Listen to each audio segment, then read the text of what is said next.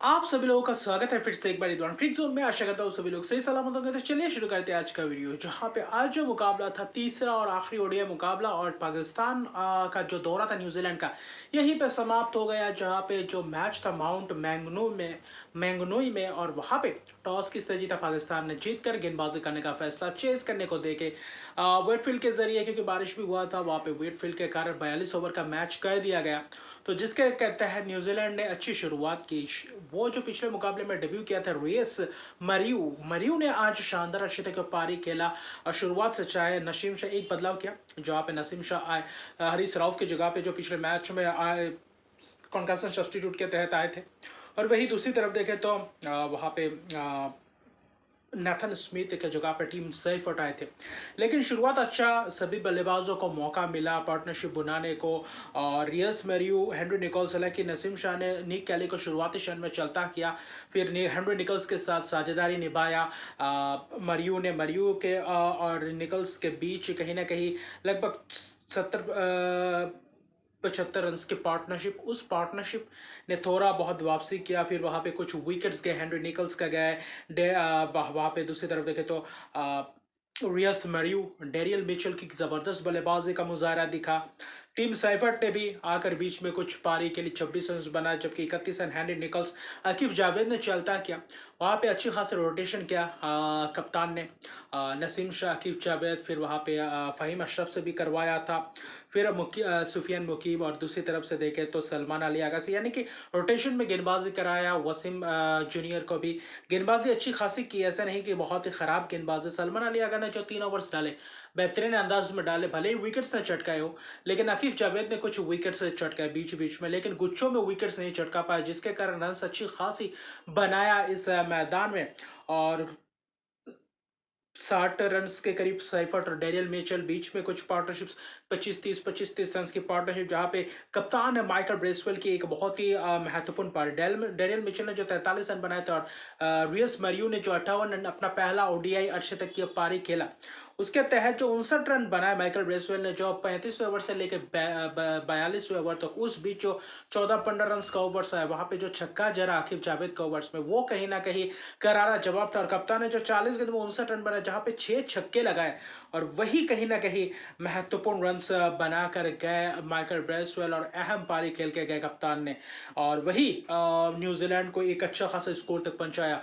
42 over में 264 run बनाए, और आखिरी के जो करीबन करीबन 4-5-6 ओवर थे, वहां पे कहीं ना कहीं बहुत ही, भले ही विकेट्स गए हो, लेकिन रन्स बना रहे थे माइकल ब्रेसवेल।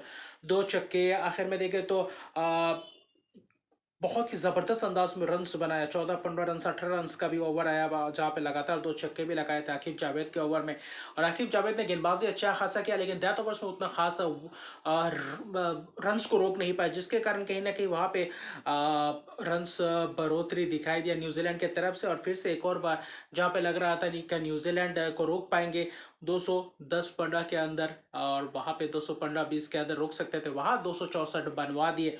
और वही 8 विकेट के नुकसान पे शानदार अर्शदीप का पारी माइकल ब्रेसवेल, शुरुआत में रियस मरियू की, और बीच में डेरियल मिचेल, हेनरी निकल्स की एक शानदार साझेदारी में योगदान, और जिसके तहत 4 विकेट हालांकि आकिब जावेद ने चटकाया। आखिर में थोड़ा बहुत माहिंगर है, अच्छी खासी गेंदबाजी आने वाले समय में और भी ज्यादा बेहतर होते हुए जाएंगे। नसीम शाह ने भी 2 विकेट चटकाया। बाकी गेंदबाजों से उम्मीद थी तो कुछ विकेट चटकाते तो अच्छा रहता, गुच्छों में विकेट चटकाते तो अच्छा रहता, लेकिन वहां पे बल्लेबाजों ने अच्छी तरीके से ठीक ठाक रन बनाए, और कहीं ना कहीं वहाँ पे सुफियान मुकीम महंगे रहे, उतना खास प्रभाव नहीं डाल पाए, भले विकेट्स न चटकाए हो, लेकिन कुछ गेंदबाजी अच्छी खासी की थी बीच में। लेकिन वही 264 रन की एक बहुत ही बड़ा लक्ष्य, क्योंकि 42 ओवर में 264 रन से भी कम स्कोर नहीं होता है, और उसके लिए चाहिए था कि शुरुआत आप कैसे करते हैं, और वही शुरुआत देने के लिए आए थे पाकिस्तान के वही अब्दुल्ला शफीक, और वहाँ पे इमामुल हक रिटायर्ड हार्ट हो गए चोटिल होने के कारण, सिर्फ 7 गेंदों में 1 रन बनाकर चलते बने। तो वही कोशिश था। उसके बाद बाबर आजम आए, बाबर आजम ने कहीं ना कहीं पारी को संभाला था। बाबर आजम कहीं ना कहीं से अहम पारी में योगदान दिया, जहाँ पे 73 रन के करीब पार्टनरशिप्स बनाए पहले विकेट के लिए, तो वहाँ पे कोशिश अच्छी खासी की थी।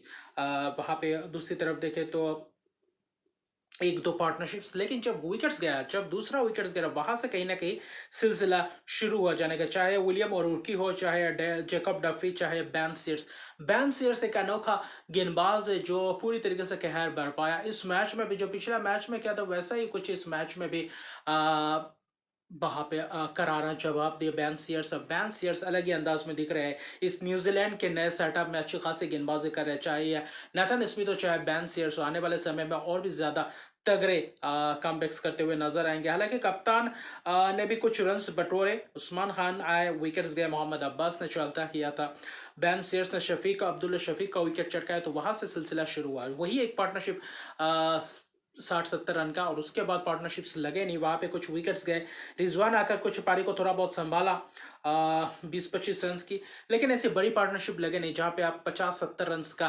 पार्टनरशिप एक चाहिए था, वो हुआ नहीं। 30-30 रन की पार्टनरशिप, लेकिन वहां पे भी मौका था, लेकिन वो जहां पे चौथा पांचवा छठा विकेट गिरा और वहां कहीं ना कहीं मोमेंटम को पकड़ गए न्यूजीलैंड, और वही कहीं ना कहीं पांचवा विकेट और वहां से मोहम्मद रिजवान का विकेट, और वहां से कोलैप्स होता हुआ शुरू हुआ। फिर से वही 50 रन के अंदर अंदर 6 विकेट्स गिर गए, और वही कहीं ना कहीं महंगा पड़ गया पाकिस्तान के लिए। आखिर में कोशिश किए थे बाबर आजम 50 रन, 37 रन, कप्तान रिजवान नीचे से ताइब तहीन ने 33 रन बनाए थे, लेकिन वो ज्यादा काफी नहीं थे। बाद में जैकब डफी, बैन सीयर्स ने वो जो आखिरी 4-5-6 ओवर में जो रन बनाया था न्यूजीलैंड ने, वही ही यहाँ पे 35वें ओवर से कहीं ना कहीं वहां पे मोमेंटम को पकड़ गए 30-32वें ओवर के बाद, और वहां पे उस 5-6 ओवर के दौरान वहां पे विकेट सभी को चटका है। 5-6 विकेट उस 5-6 ओवर्स के दौरान गए, लगातार 2 विकेट्स भी गए ओवर्स में जब गए गुच्छों में, और वहां पे बस औपचारिकता ही था। एक वक्त ऐसा लग रहा था 212 पे 6 विकेट मुमकिन था, लेकिन वहां पे भी नामुमकिन सा करवा दिया, क्योंकि उसके उसके बावजूद भी वहां पे थे, ऐसा नहीं कि बिल्कुल नहीं थे। 90 रन चाहिए था 10 ओवर्स के करीब, तो वहां पे कोशिश करना चाहिए था, लेकिन फिर से वही नाकाम अंदाज। थोड़ा और तेजी से खेलना चाहिए था, लेकिन वो हुआ नहीं। मिडिल ओवर्स में वहां पे विकेट्स गए, 30वें ओवर के बाद पूरी तरीके से ढह गई, और वहां पे कहीं ना कहीं न्यूजीलैंड की कामयाबी पूरी तरीके से एक और बार दिखाई दिया। बैन सीयर्स 9 ओवर 34 रन पंजा खोला इस मैच में भी, और अपना उसका उनका दूसरा ओडीआई करियर का पंजा। 2 विकेट जैकब डफी, महत्वपूर्ण विकेट्स।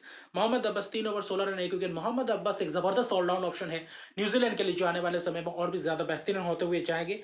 बाकी माइकल ब्रेसवेल कप्तान ने जो बल्लेबाजी में क्या था वो कहीं ना कहीं इम्पैक्ट डाल गया, और पाकिस्तान का शुरुआत अच्छा था, फिर से वही कोलैप्स होता हुआ दिखाई दिया। तो इसी के साथ 3-0 की सीरीज जीत, ओडीआई सीरीज अपने नाम की है। T20 सीरीज भी जीते थे 4-1 से, तो यहाँ पे 3-0 से यानी कि क्लीन स्वीप व्हाइट वॉश किया है ओडीआई में, और सीरीज में सिर्फ एक ही जीत के साथ पाकिस्तान अपने घर लौटेंगे। और ये यहाँ से कैसे सीखकर बाकी आने वाले सीरीज में अपने आप को मौका देती है, वो सबसे महत्वपूर्ण रहेगा। बाकी ये सीरीज यहाँ पे समाप्त होता है, न्यूजीलैंड ये सीरीज जीते और T20 और ओडीआई सीरीज, और क्या लाजवाब अंदाज में ये मैच को जीता। आखिर में कहीं ना कहीं करीबन करीबन देखे तो वहाँ पे 43 रन की एक जीत, इस 264 रन बनाने के बावजूद भी ऑल आउट किया। तो अभी के लिए इतना ही रखा। अभी तक मेरे चैनल को सब्सक्राइब नहीं किया तो मेरे चैनल को सब्सक्राइब कर दीजिए, लाइक शेयर कमेंट जरूर किया। तब तक के लिए गुड बाय।